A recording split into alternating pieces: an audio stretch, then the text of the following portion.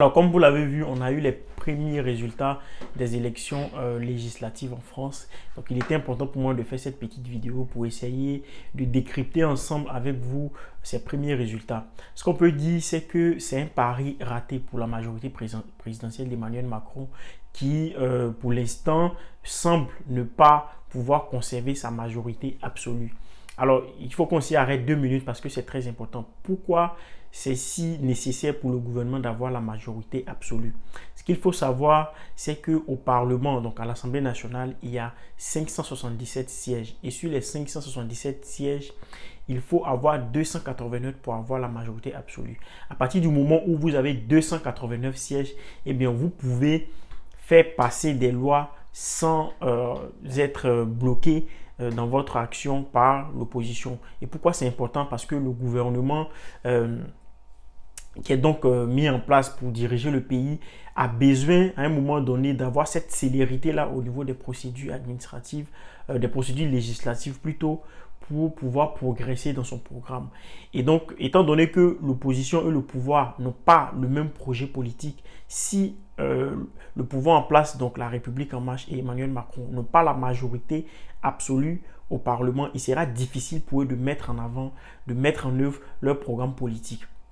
L'autre chose aussi, c'est que s'ils n'ont pas la majorité absolue, ils vont devoir faire des concessions à l'opposition. À chaque fois, ils vont devoir chercher des voix ailleurs, ils vont devoir chercher des alliances. Et ça, c'est assez difficile pour le pouvoir en place. Alors, l'autre question qu'on se pose, est-ce que Mélenchon peut être Premier ministre? Alors, le slogan Mélenchon Premier ministre, moi, je dirais que c'était plutôt un slogan de campagne, même si dans les faits, il pouvait être Premier ministre, parce qu'en fait, il faut savoir que quand on parle de cohabitation, c'est les situations dans lesquelles le président de la République n'ayant pas la majorité et les partis d'opposition, si jamais un parti d'opposition parvient à avoir la majorité, étant donné que le pouvoir en place n'a pas la majorité et donc ne peut pas appliquer son programme politique, eh bien, le président de la République est obligé en ce moment-là de nommer un responsable de l'opposition, donc majoritaire au Parlement, comme Premier ministre pour qu'ensemble, ils puissent conduire les actions de l'État.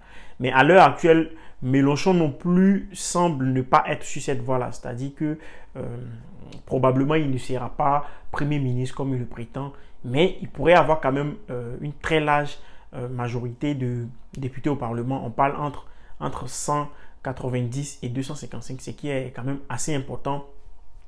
Ça veut dire qu'en ce moment-là, ils seront une force d'opposition majeure au Parlement. Donc, ils pourront bloquer beaucoup de mesures que le gouvernement pourra prendre. Alors, l'autre question, c'est quelle sera la suite pour le deuxième tour? Le deuxième tour, en fait, il faut savoir que déjà, il y a plus de candidats de la République en marche qui sont admis au deuxième tour que de candidats de la NUPES, donc la nouvelle Union écologique, sociale et populaire de Jean-Luc Mélenchon. Il y a aussi le Rassemblement national de Marine Le Pen qui arrive en troisième position.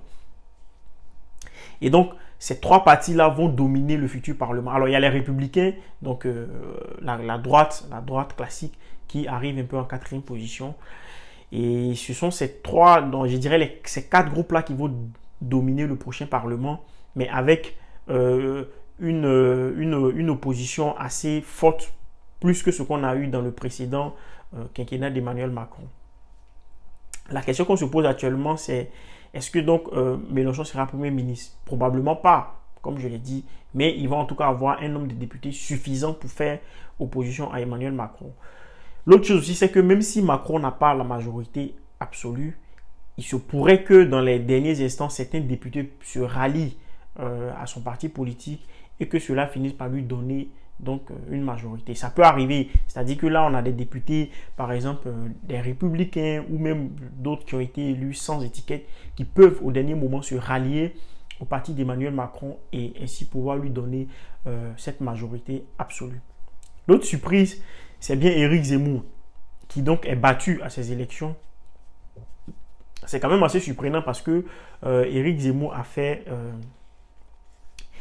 plus de 7 millions de voix aux élections présidentielles.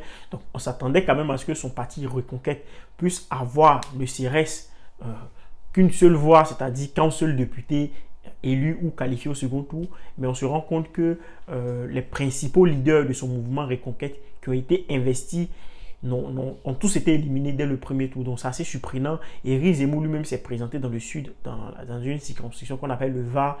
C'est un département qu'on appelle le Var.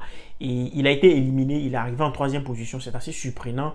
Il a été dévancé par une candidate de la République en marche. Et je crois l'autre, ça doit être une candidate de la NUPES ou des Républicains. Bon, en tout cas, il a été éliminé. Et bon, il a annoncé que voilà, son mouvement avait fait 1 million de voix en tout. Et que même s'ils ont été éliminés, bah, cela ne veut rien dire. Et que voilà, ils ont réussi quand même à s'implanter. Bon, bref, c'est son narratif. On va pas lui en vouloir pour ça.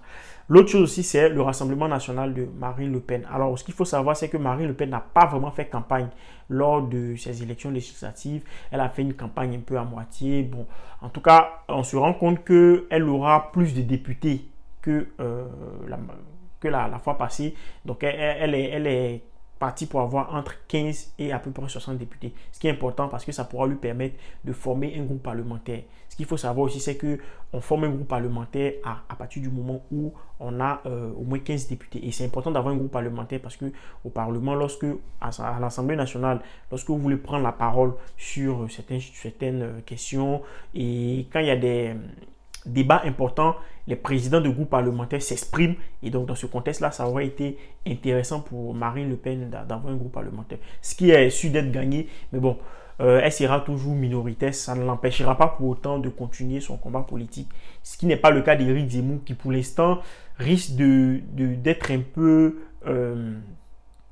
d'être un peu en manque d'objets pour toujours continuer son combat politique parce qu'il n'est ni président de la République comme il avait voulu, il n'est pas député et il n'aura pas de député, donc il va lui manquer beaucoup de tribunes pour s'exprimer et ça pour le coup c'est un peu dommage pour son parti politique.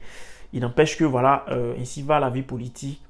On attend donc le 19 qui est donc le dimanche prochain où on aura le deuxième tour des élections et on se retrouvera sur cette même chaîne pour décrypter cette actualité.